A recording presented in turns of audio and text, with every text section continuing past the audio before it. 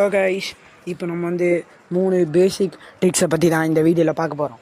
இந்த வீடியோவில் நம்மளுக்கு சுவாரஸ்யமான விஷயங்களை நீங்கள் நிறைய பார்ப்பீங்க. இன்றைக்கி இந்த விஷயத்தை துவம்சம் பண்ண போகிறோம் கைஸ். ஃபஸ்ட்டு வந்து ஒரு மேட்ச்குள்ளே போவோம். நம்ம ஃபஸ்ட்டு 3 ட்ரிக்கில் 3ஆவது ட்ரிக்கை வந்து நான் சொல்கிறேன். இது வந்து 3ஆவது ப்ளேஸில் ஏன் ட்ரிக்காக சொல்கிறேன்னா, இந்த ட்ரிக்கு வந்து நீங்கள் ஸ்ட்ரெயிட் அடிக்க போகுது. இந்த ட்ரிக்கில் வந்து நீங்கள் சாவலாம், இல்லை எனிமி கூட சாவலாம். இரண்டத்தில் ஏதாச்சும் ஒன்று நடக்கலாம் கைஸ்.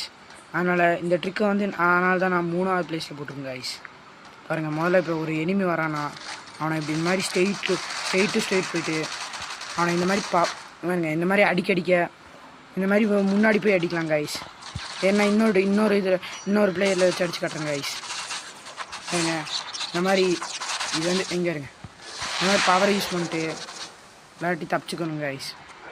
தப்பிச்சுட்டு இந்த மாதிரி ஸ்ட்ரெயிட் எடுக்கணும் கைஸ். முதல்ல ஏதாச்சும் எடுக்கணும் கைஸ். இந்த மாதிரி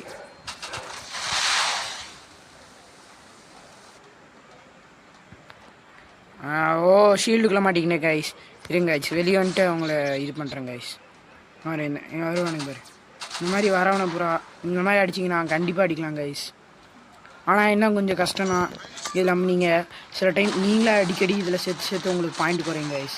ஏன்னா உங்கள் டீமில் ஏதாச்சும் ஒருத்தர் சாப்பிடிச்சாலும் 49 மைனஸ் ஆகும் கைஸ். அதனால தான் இதில் இந்த மாதிரி ஸ்ட்ரெயிட் அடிக்கிறது. அடுத்து இன்னொரு ட்ரிக் பார்த்திங்கன்னா, இந்த மாதிரி இதுக்கிட்ட பின்னாடி போய் மறைஞ்சிக்கிட்டு இந்த மாதிரி மறைஞ்சு அடிக்குதுங்க கைஸ்.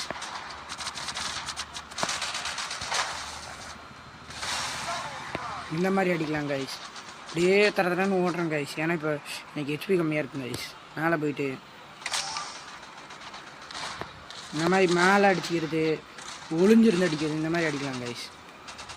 பாருங்க, இந்த மாதிரி ஒளிஞ்சிருந்து அடிக்கிறது. ஏன் கைஸ் பாருங்க கைஸ், ஒரு அடி அடிக்க முடியாது என் மேலே. இதனால தான் இது செகண்ட் பிளேஸ். ஆனால் ஃபஸ்ட்டு பிளேஸில் போட்டுருக்குங்க கைஸ். நீங்கள் அதை பார்த்தீங்கன்னா மறந்துறீங்களா? அதெல்லாம் கண்டிப்பாக யூஸ் பண்ணுவீங்க. ஆனால் அந்தளவுக்கு நீங்களே போக கற்றுக்கலாம் கைஸ். இந்த ட்ரிக்கை யூஸ் பண்ணால் இந்த மாதிரி சில டைம் அடி வாங்க வாய்ப்பு இருக்குது. இப்போ நான் சொல்லப்போகிற ட்ரிக் பார்த்தீங்கன்னா, இதுக்கு முதல்ல நான் கொஞ்சம் ஒரு நிலையான பேசி போய்க்கிறேன். இந்த மாதிரி பாருங்க, ஃபஸ்ட்டு வந்து நான் மெடிக்கிட்டு ஏற்றிடுங்க கைஸ். மெடிக்கிட்டு ஏற்றிட்டு ஏற்றிருக்கேன். அப்புறம் அப்படியே வந்து இப்படி சுற்றி அடிச்சுங்க கைஸ்.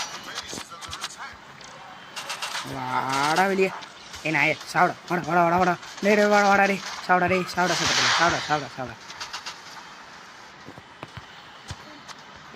வாடா வந்து சாப்பிடா. இந்த மாதிரி கீழே அவன் போயிடுவான். ஏன்னா இது ஜெட் பேக் கைஸ்.